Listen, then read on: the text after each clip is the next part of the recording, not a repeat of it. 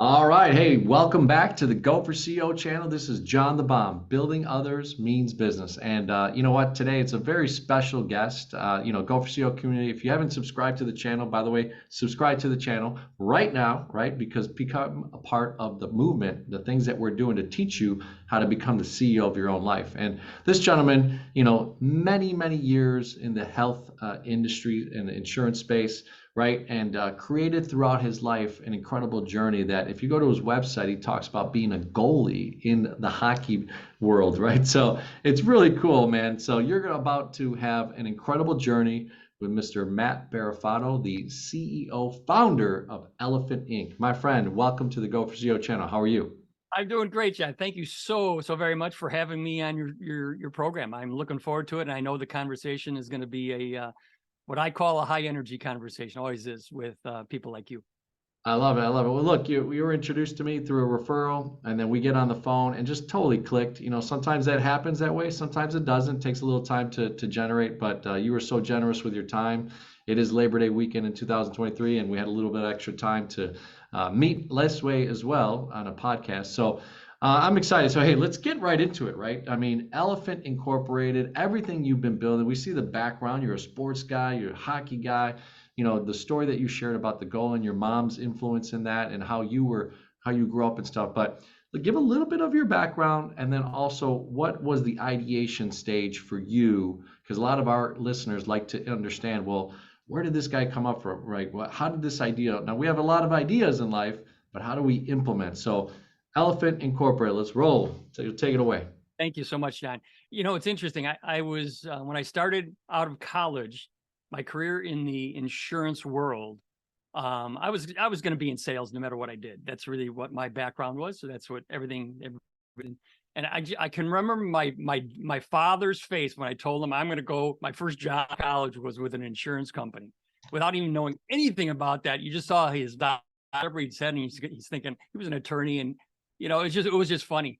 So I ended up having what I call a pretty extended run in that field, and it was 41 years, and it was, this is sort of key to what my message is to people, is that I was really good at the insurance world, and the insurance world that I was, it was employee benefits for small corporations. Okay, and if you can imagine, your second or third largest expense is always going to be their health insurance, and that's why I was always very adamant about. I always was looking for a different way to help my clients, and I'm not saying that I was good because I'm a big deal. I was good because that's what I did, and I just focused on everything. And what I noticed about it is that something I really loved, I was really passionate about, was presenting in front of a group of people. And why I say that is that my tie for hockey and my conversation, some people think it's going to go all over, but when you mention hockey and you mention, so am I passionate about hockey? Absolutely. But I'm really passionate about being a goalie, a hockey goalie. Okay. Mhm. It's actually at a whole new level. And when I say that, that passion for being a goalie led me down a path to meet a gentleman of mine, a great friend of mine. And because we were both so passionate, me as a goalie, him as a forward. And as it turned out, in high school, we were seniors. He was coming in on a breakaway. I was the goalie watching this happen. Breakaway, coming in on a check from behind, hits the boards. Boom. He breaks his neck as a senior in high school. And when you think about the journey of that, and our friendship actually took off at a higher level after that. And he was the first one, because after his journey, he became a professional speaker. And I used to watch what he did. I said, "Oh, Michael, how do you do that?" And he said, "Matt, just go speak." And I said, "Okay." And before you know it, I started doing this. Now, that was 30 years ago that I started that journey of speaking. And it ties together with the Elephant Incorporated and the Elephant philosophy in a big way, because it was like when I did that, I was at a new level. Hopefully the people who are watching this are feeling the energy that's coming out right now, because right now when I'm talking about that, I go to a new level, and it's that enthusiasm, excitement that is what people pick up on. Okay. When I was doing insurance, they didn't get that. Okay. They didn't get that. And that's how I became enthralled with speaking, but also how can I affect other people's lives in a real significant way And that's how I do it when I'm able to sit there and listen to them and say, hey, John, what is it that you're, when I hear your journey, John, about, how you are as a banker and as the things you do for employers and even your podcast. But when you're clicking into this passion of this podcast, that's a new level. Oh yeah. I mean, there's different areas of your life that to right kind of tweak into it, and the surroundings of it, right? When you join with other people that have a similar mindset, right? That level, and you could test each other. Interesting enough, I was just reminded. I got sent a link just before our interview. So one of my buddies is really close with a gentleman named Patrick David, and I saw his sons right now catch a pass from Tom Brady because Tom Brady was at his seminar and he spoke at it. And they did a little bit of behind the scenes. And I started thinking to myself, how incredible is that, right? This guy came from Iran, right? A refugee camp in Germany, comes to America, builds a big insurance company, sells it off last year or earlier this year, makes hundreds of millions of dollars. And because of that journey and all the people and all the places that he has been, his two boys, now born in America, get to receive a pass from probably the GOAT, right, of all quarterbacks, right? So it's so cool in that sense. So, well, look, it sounds like you got into a career, you built a great brand for yourself, but you always had this lingering passion. So Elephant Incorporated, and I know elephant hunting, obviously we talked a little bit about offline. What is it that started that journey, right? Because we want to center in on where is it that you started ideating this concept of Elephant Incorporation, and then being able to put the business behind it with the books, the purpose-driven coaching, and all the things that you're being able to do. So give us a little bit of that. So what happened was over 20 years ago, and it actually started probably 7 years before, so almost 27 years ago. And what I knew was that I had, and I still have 3 daughters. And part of my mission was I didn't realize the word legacy was going to be something that would really come into play as it has. And my legacy for my girls was I want to give them, how did I do it? What was my life philosophy? And again, the circuitous path that I have gone down. One of my brothers, so there's 7 kids in my own family. So I have 6 siblings, and in there, one of my brothers has been in publishing for his entire career, and we struck up our relationship was a friendship that went to a new level. And so basically I had this idea about, I need to write I was speaking, I was doing this speaking, and it was interesting. People loved what I was talking about, but they all, I would get this interest because I would talk about really time management, about doing what's most important to you. And then when I came across the saying of, you know what, John, how do you eat an elephant? Well, one bite at a time. And it just made me laugh. I said, that's so funny that when you think about that, how do you eat an elephant? And what's a lot of people's first question is, hey, Matt, why would I want to eat an elephant? And I say, you probably weren't listening. I said, if you were going to eat an elephant, how would you eat them? And so my life philosophy for my girls was, I want to teach you how to take a big project, break it into little pieces, and that's time management. That's how you do it, one bite at a time. And so I wrote my first book, and I called it Elephant Hunting at the time, because 20 years ago, that was wasn't as politically incorrect, especially because it was a metaphor, and it was really an interesting journey to it. And I didn't realize how many people were paying attention to this, because I did that while I was in the throes of my insurance practice. And every single time, what I didn't understand, and this is key, John, I didn't understand back then, my purpose has always been the same. I didn't understand that was so front and center for me. And that's why what I do today, when I help people find their purpose, or it's not really finding their purpose, what you're going to learn about your conversation with me, I want to create the right environment for anybody that I touch or work with, especially as a coach. And I want to create an environment so that their purpose finds them. Because when it does, it's like this. When your purpose emerges over here and it comes and it hits you in the chest and you go, that's it. And then you go, now what do I do? Well, guess what, my friend? You just gave birth to an elephant under your desk or under the table. And now if you're not careful, either that elephant's going to kill you or you're going to kill it if you don't understand time management, project management. And that was how I segued into this thing. And I didn't realize as I talked to people about this whole thing about elephant hunting, and then when that book came out, it was people couldn't get enough of standing in line and say, Matt, how do I do this? And that's when I said, how do I do what? How do you live this way? And I say, well, you got 8 hours, you can talk about this? No, I don't have 8 hours. But you know what? If I wrote a book and I started speaking like this, they all said, if you want credibility, if you're going to be a speaker, you got to write a book. So I wrote a book. And now if you read my book, I'll always talk with you. But if you don't know my book, I can't even go down this path. And that started me on this thing where, oh, wow, how can I do this in the insurance field and still touch purpose for people? And it's been really a fun journey so far. I love it. I love it. And again, the energy that you share, it's the transference of energy that convinces people, right? Ed Milet is a big talker about transferring of energy, and I love seeing that when you were working in your insurance business and growing and growing and growing, you also found that purpose within there, right? And then started developing this book, developing this project, which then became a real company, and now you are flourishing in it.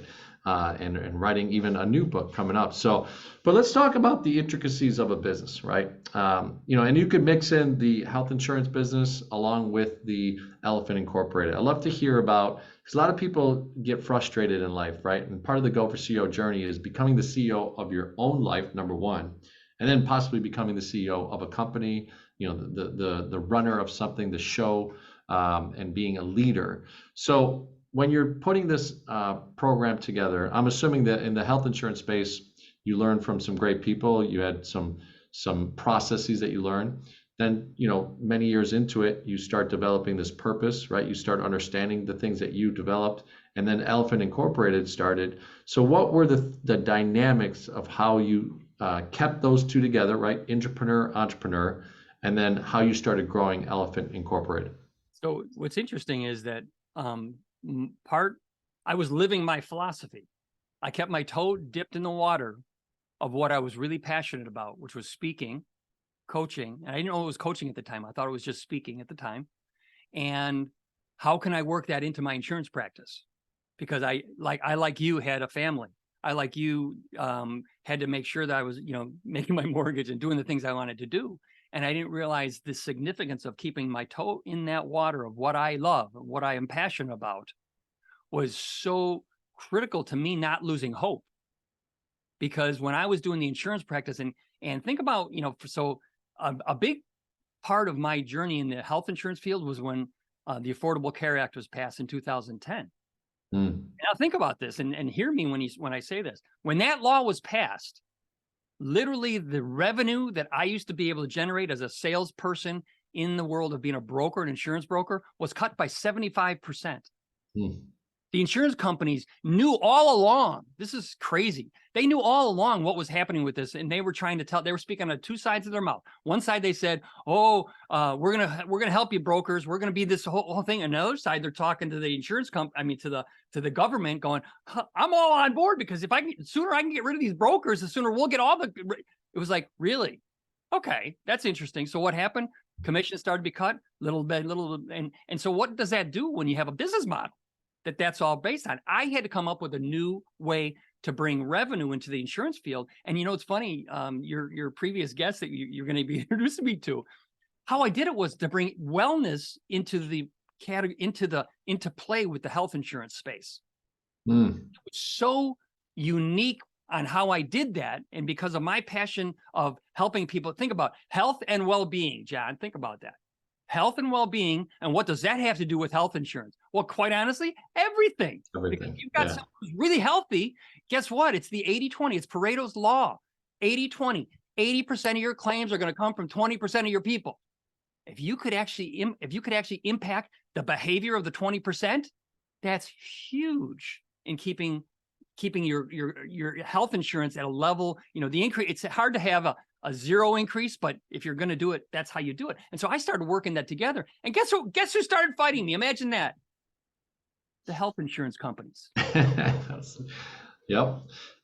They didn't want this thing that I was doing, they would say, oh yeah, I'm on board on wellness. That's such BS, because wellness from an insurance company is on the billboards, and that's it. It's very passive. But if you don't get people off their chair and doing something for wellness, nothing happens. Nothing's going to change your health insurance. And so I started working that together, and I got, you know what? Out of all the employers I'd work with, John, maybe 10% fit the mold of the kind of employer that would understand my passion for, do you really care about your employees? Think about this. Do you really care? Do your actions show it? And I'm always looking for that employer who did. And when only 10% want that, the other 10 talk like they do, but they aren't willing to spend money on wellness, that's really the way to do it, ain't gonna happen. So I started to get burned out right then.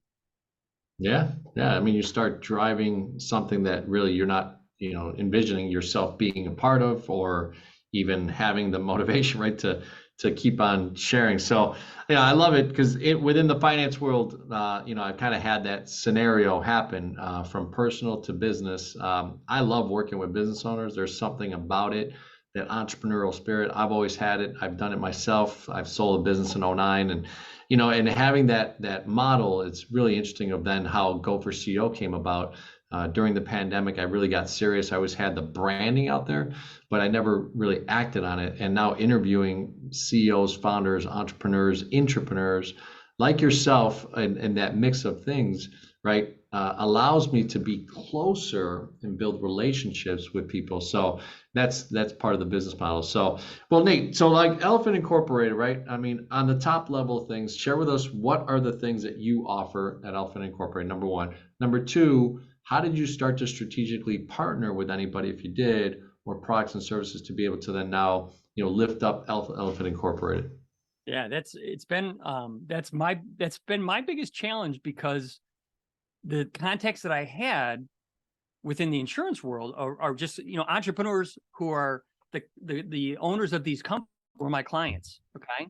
But remember what I said, only 10% of those employers really got it, really understood the message.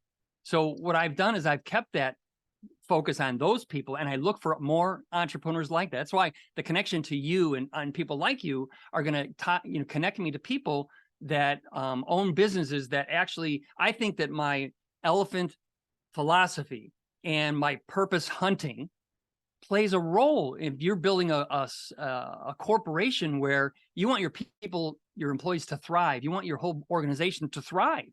Well, tell me this, John, how are you going to do that if you do not help and feed the sole purpose that your employees are on this planet?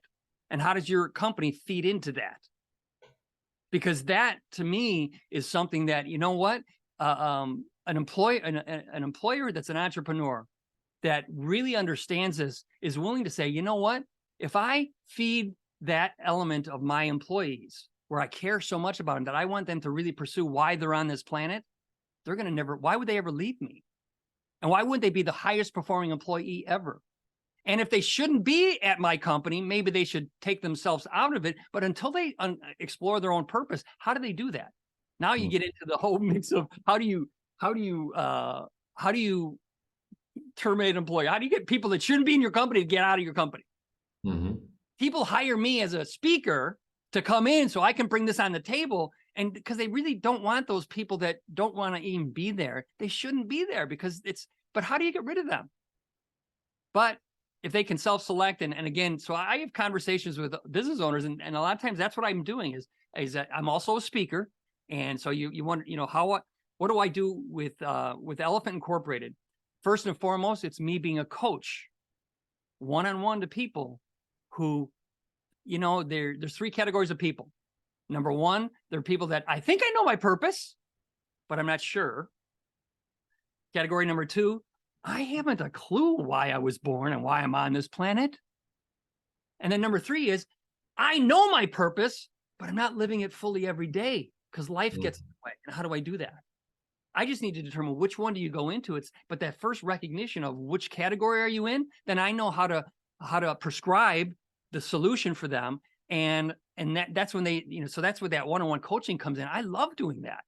And so when people, my biggest challenge are those of us that are, I know women have egos as well as men do, but I'm familiar with the male ego. And the male ego says, can you admit to someone you love, let's say it's a wife or a significant other, that I've been on this planet for, in my case, it was 58 years at the time I discovered my purpose, and I really wasn't sure exactly what my purpose was? Who admits that to the person they love, that they're supposed to be this person? That's the biggest challenge. But when I'm having a one-on-one conversation at a barbecue or at a networking event, they go right there. I'm going, really? That's really interesting. That, I'm looking at what you just said, John. And if I was doing this with you and you talked about the business model of working with entrepreneurs and doing that, that's what you're passionate about. That's connected to your purpose. And if you haven't been able to meld those two worlds together, good luck, because you're going to get burned out. Yeah, that I have a guy that I've had as a mentor in a group setting, and he talks about most people are living quiet lives of desperation because they just right. I mean, it's just there's no traction, and it's sad because I think if there's any spiritual sense to you or religious sense to you, we all have some purpose, right? We didn't just come here just to plot ourselves and do nothing. Many of us choose our ways based on maybe guidance of parents or influence of friends, or we just fell into something, got lucky, whatever all this stuff is. Or, I was, said I watched the story of Uber, and you take Amazon. None of these guys, Travis at Uber or Amazon with Jeff Bezos, built that monstrosity, that elephant of a company by themselves. Right. So how did they do it and all that type of stuff? And that was always intriguing to me. What is the day-to-day piece of life that really helps them do that, right? And the purpose is such a big deal. So Matt, as you're writing this new book, tell us a little bit about what's going on with that, what you're trying to achieve in the next level of your next book, and then what are the next 6, 12, 18 months looking like for Elephant Incorporated? Right. I had to change the title because I was going to do like another edition of Elephant Hunting. And after I did a lot of work on just understanding the research, I just did a lot of research on people. Yeah. And I just was, to me, it just still blew me away that how many people actually thought I was hunting real elephants. I'm just not, but you're not paying attention. That's okay. And so what I discovered was the real important thing I discovered, and my brother, who is the editor, he's been 38 years in the publishing field. And my brother, Mark, said that, when you're speaking live and you're in front of somebody, you can explain that away. But your problem is that when someone buys your book and you don't have a chance to explain that, that's when the material in the book has to be able to explain it. So first and foremost is the title. It's what are you gonna, and so that's where. So I just did I just went through a round of consumer research, so to speak, and I came up with the one that people liked the most was purpose hunting. Purpose hunting is good, and that's the title of the book. So the new book's gonna be called Purpose Hunting, and I'm still deciding on the because I'm torn between two subtitles. And the one that I'm probably going to go with is Navigating Your Way to a Fulfilled Life. So it's going to be Purpose Hunting, Navigating Your Way to a Fulfilled Life. The other one was A Blueprint for Identifying Your Life's Meaning. But I'm leaning towards the other one because the Navigate, and I'll have, if your audience gives me a vote, I haven't decided exactly. But the point is, that book is the centerpiece of what I didn't understand before, John, was that if you don't know your purpose in life, are you willing to go through the hard work that's required to uncover your cornerstone values? That's the term I use. What are your personal cornerstone values? And the CEOs and entrepreneurs that are watching this, think about the conversation of what are the company's cornerstone values? What are your personal cornerstone values? And then are you allowing your employees to robustly determine their own cornerstone values? Because guess what? If their cornerstone values are in line with your corporate cornerstone values, you got an employee for life. Mm-hmm. Someone that cannot miss by being an employee or working for your company. Does that make sense? No, that makes total sense. I mean, building an entrepreneur within a company is how you get a bigger company, right? It's how you start to actually have a real business. Most solopreneurs come from being an employee that just get a mind and say, hey, oh, I can do this on my own. The problem with most small businesses is that they don't ever jump in the quick cash flow quadrant that Kiyosaki talked about, from employee to solopreneur or sole owned business to business owner and investor, right? The other side of the quadrants. And I think a lot of it is they don't know how to really position themselves, or think that they're the only one that has that knowledge base, when they can distribute the knowledge and have 4 or 5, 10, 50, 100,000 people working with them to be able to do that, or joint ventures or things that you could do to really kind of catapult your business to the next level. So awesome stuff. So look, in between speaking, bookmaking, finding this purpose and building this business, what are some of the things that you do on a daily basis that either joint venture with people, or how do you bring in other aspects to be able to help, or even is that something that you are interested in doing? Absolutely. And, usually how it happens is when I give a talk, Okay. because you and your audience are getting a flavor, a taste of what I'm like when I'm on stage, when I actually speak. This is what I do. And why that's important was it's the funnel, that the top of the funnel is wide. And that's how I actually get my message out, and I start to touch people. And when they are moved, I shouldn't say moved, when they're disturbed because of what I'm talking about, that's when they come up to me afterwards, and they're, they're really interested in the book, but they're really saying, what they're figuring out for themselves. Do I really know my purpose at the deepest level? And can I admit that to you, Matt, or anybody? I don't know. And so when I get connected through people that see me in when I do a talk, they're intrigued because they want to then bring me into their company, because they want to be able to share that message, if they're of the mindset that I'm going to do what's best for my employees. If they're not, guess what? Then they're not going to waste time doing that. And that's fine, but they still might connect me with someone else. So I'm always looking to connect with people that, it's sort of like, Julyn connected me with you, John, because she understood what I'm talking about. And at the deepest level, I think, what she said, Matt, you really care about people. And there's something about that.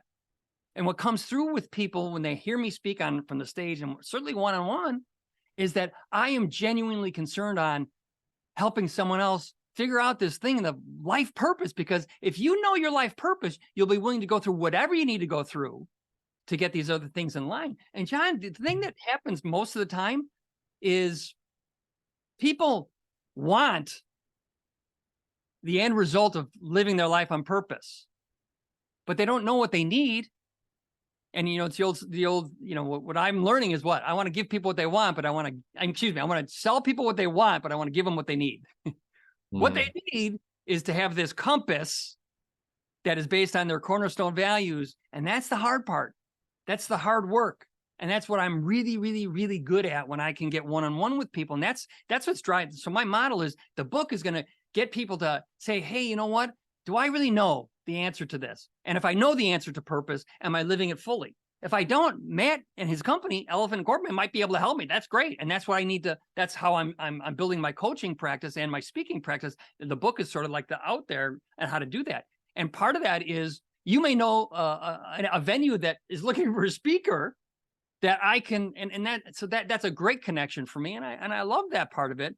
And I'm just learning how to, when I was able to release my health insurance world, John, this is cathartic. I mean, it's like, I know I was preaching, keep your toe in that water. But what I also knew is, as you know, if you don't at some point jump in, how are you going to manage the business? How are you going to manage anything in that? Because you're not putting everything into it. You're not doing that. So when I did that and I lifted that weight off my shoulders, it was like, oh my gosh, look at this. This is like, this is what I have to teach people. Because if they are, that's going to be the thing that'll make a difference in their life. And then guess what? I fulfill my purpose. Because you know what my purpose is, John? I'm here to help other people figure out why they are here. I didn't realize that was such a deep thing in my soul. I've always been like that. I've always wanted to have, if you met me 25 years ago or 30 years ago at a barbecue, at a networking event, I couldn't wait until our conversation went really deep. Forget about the Blackhawks, although I love them. Forget about anything else. Let's go deep. And I never realized when I'm purpose hunting, that was why I go, oh my gosh. And if I don't do this, if I don't do the book and the speaking and the coaching, there's people I'll meet out there, John, and they may never tap into their own purpose because I might be the only one that could do that. That's right. That's right. Look, I mean, there's always, they say, in these podcasts, right? Small or big, you're going to touch someone, and how incredible would it have been if you didn't do what you just did and never touched that person? You actually faulted, right? Your God-given ability, right? So really, really interesting. So we've kind of gone into a different realm that we typically do with the Go for CEO channel, but I love it because I think there's so much to be had from this. And Go for CEO community, take a listen to the last 5, 10, 15 minutes and just really understand the way that Matt is speaking to you, right? And sharing with his passion coming out. And, I think a lot of times over the last probably 5 years or so, entrepreneurship has been this really big buzz, right? Everybody become an entrepreneur, and our country was built at, I'm talking about the United States of America, right? Which is awesome. But, you just heard from Matt, there will be one point that as you build symbiotic, your entrepreneur-intrapreneur scenario. But I really think that because you were an intrapreneur, Matt, you actually owned your life. You owned your aspect of the health insurance, that while you dipped your toe in this other piece of it, that you were becoming an entrepreneur, it helped you get to that crescent, and now you're about to explode. So I'm super excited to hear over the next 5, 10, 15 years of where you go and in this purpose-driven side of things. So tell us, a lot of times every time we finish up our interviews with CEO, okay? And, I'm very interested because your style and your business model is very personal. So from a client experience, if you think about all the hundreds of people that you've been able to help throughout the years, what is right now a high level, kind of value add of why Elephant Incorporated, why the people should do business with you, and what the client experience is with yourself, Matt? The client experience is really an interesting question. It makes me really focus, and that's part of what I do when I coach people. Is you have to be able to articulate these things. If you can't articulate them, it's really hard to communicate to someone you're coaching or you're talking with. And so my client experience is this. The first thing that people notice about when they touch Elephant Incorporated is that it's okay to not know the answer at a deep level of why you, I turn around and say, it's not just, what's your purpose? I say, no, why were you born? That's the real question. Mm-hmm.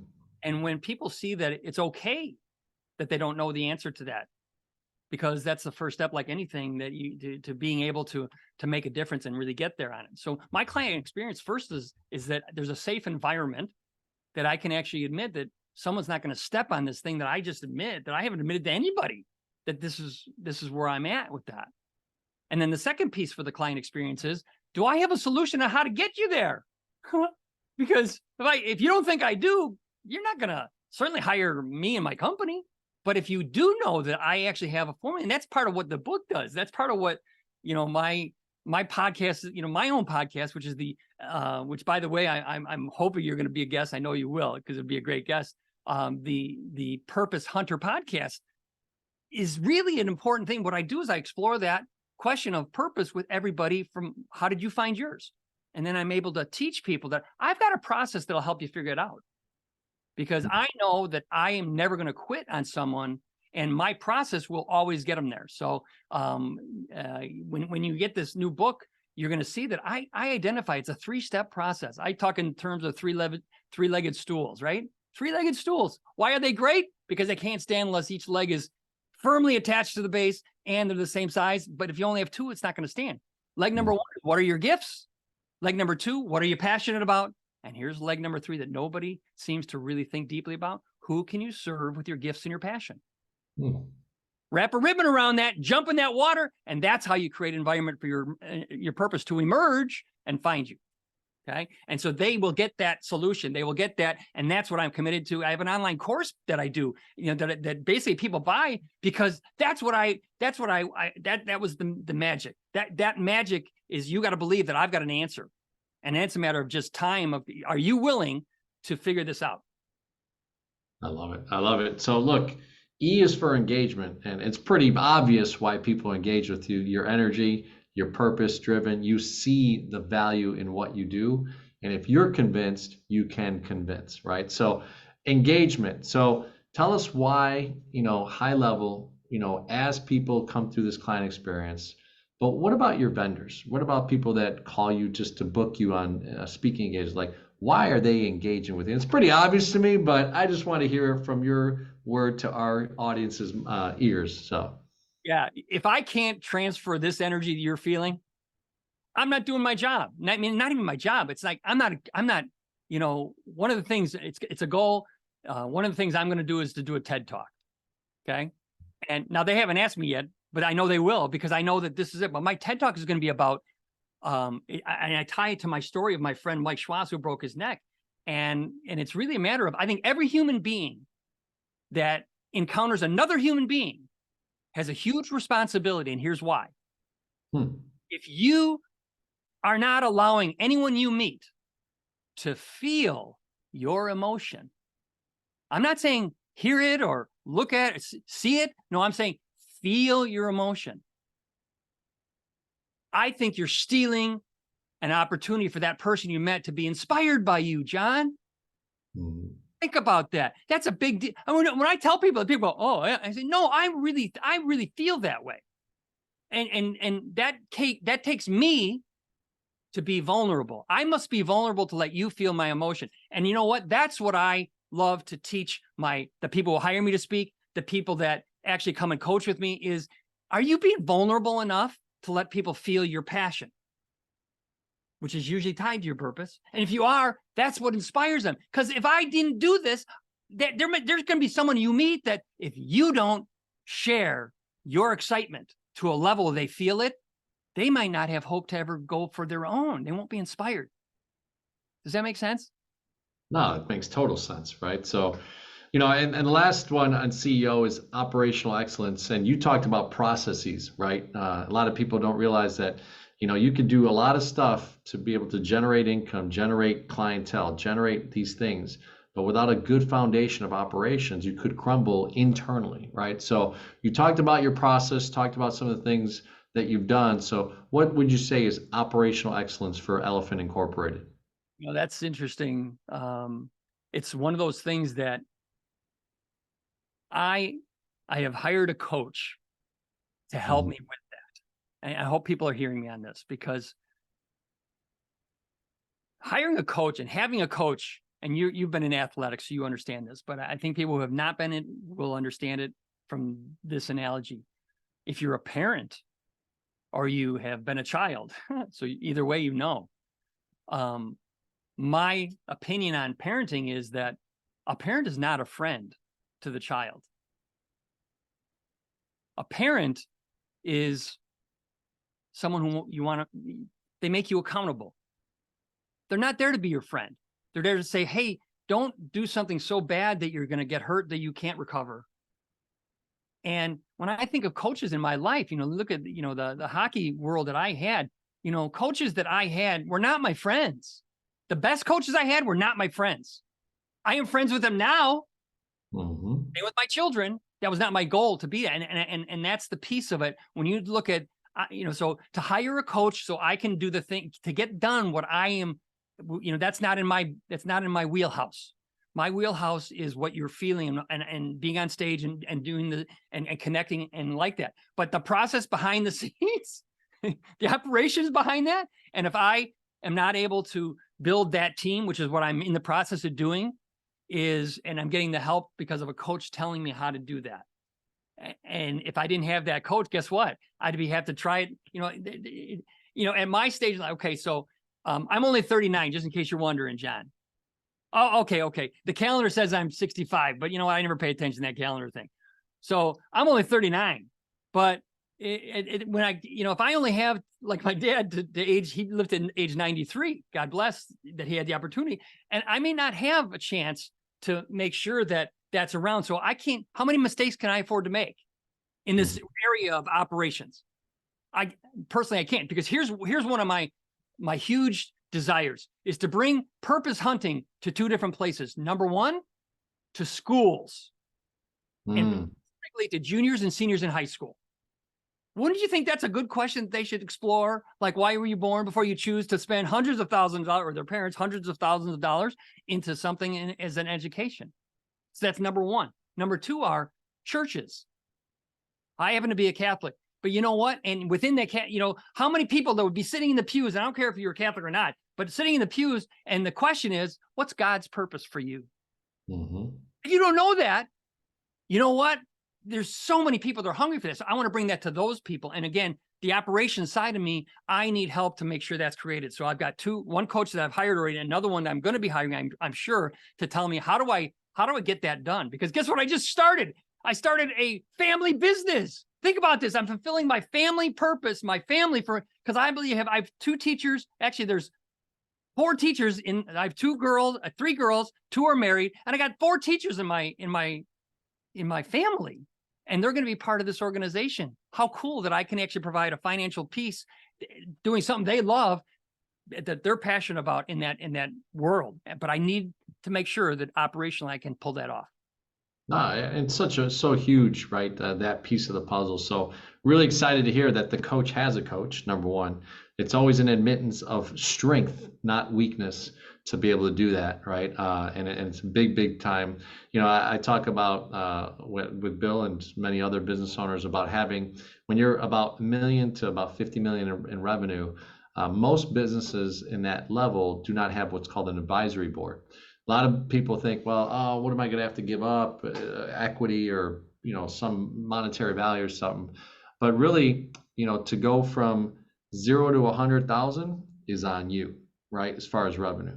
From 100,000 to $1 million, you start to build a little bit of a business. From $1 million to 50 million, there's steps in there that it takes to be able to have an advisory board, to have a right leadership in place, to have the processes, operations, all those types of things. So it's really interesting to hear that you have that admission of understanding, and then the strength to be able to have a coach to be able to guide you as well as you coach others. So super awesome stuff. Matt, thank you so much, obviously, for your time. Having to be able to pivot real quick within a day or two to be a part of the network here and the Go for CEO channel, Go for CEO community. I want you to engage with Matt.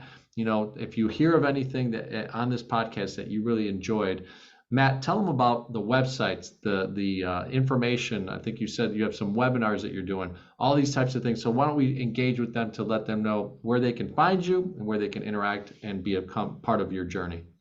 That's the best way to reach out to me is through my email address, which is matt@purposehunter.net, matt@purposehunter.net. And my current website, which you've been experiencing, is elephanthunting.net, but that's going to be changing, but that's where you can actually access me now. And reach out to me through an email, because then I can actually connect it, because I have an online course that's really where I get a lot of traction. And then the new book is going to have its own, by the way, the new book, Purpose Hunting, is going to be pre-launched on Amazon on September the 29th. Nice. I'll make sure that you have that, John. You can put that out to your audience if someone is interested at all. I'd love to have them as part of my team, because that's really the information they can gather on how to get that involved. Because if you're on a journey, I mean, we're all on this life journey, and if do you want to have the regret of getting to the end of your life and not really doing what you were supposed to do while you were here? That, I think, is the biggest regret I think everybody doesn't want to see ever happen. And that's what I hope that I can do. And I just thank you so much for having me on your show, John, because I know that your audience, they know what you're doing and you care so deeply about them. And so thank you for having me. I appreciate that. No, awesome. I appreciate you. And hey, in the next 6 to 12 to 18 months, we always try to challenge our guests to come back onto the Go for CEO channel. Let's build a tribe of people that are on our network, on our community that would really love to engage with you. Leave a comment when I post this on our social media, areas. And, looking forward to having you back again, Matt, very, very soon. Thank you, Todd. Have a great day, buddy.